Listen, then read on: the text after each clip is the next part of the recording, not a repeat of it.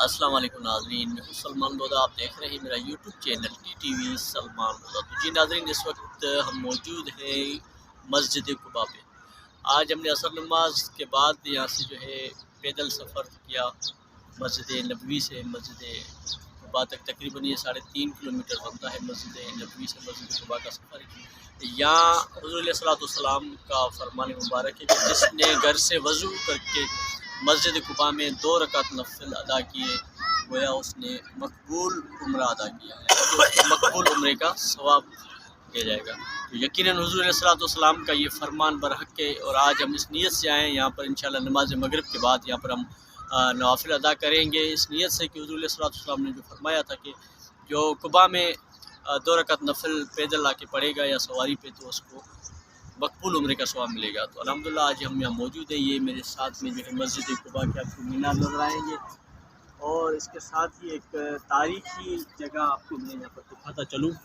تاریخی جگہ ہے یہ، میں آپ کو دکھاتا چلوں۔ یہاں پر جو ہے یہاں پر ایک کنواں موجود ہے۔ یہ جو جگہ ہے یہ وہ جگہ ہے یہاں پر جو حضور علیہ السلام کی جو مہر نبوت والی انگوٹھی تھی، جو آپ کے بعد حضرت سیدنا ابوبکر صدیق رضی اللہ تعالیٰ عنہ کے پاس تھی، اس کے بعد حضرت عمر فاروق کے پاس آئی تھی، اور پھر آخر میں جو ہے حضرت عثمان غنی خلیفہ سوم کے پاس آئی تھی۔ تو آپ رضی اللہ تعالیٰ عنہ حضرت عثمان غنی اس جگہ پر بیٹھ کر اس انگوٹھی کے ساتھ کھیل رہے تھے، تو وہ آپ کی جو انگوٹھی تھی جو مہر نبوت علی حضور علیہ السلام کی، وہ اس کنویں میں گر گئی تھی۔ تو یہ وہ تاریخی کنواں تھا۔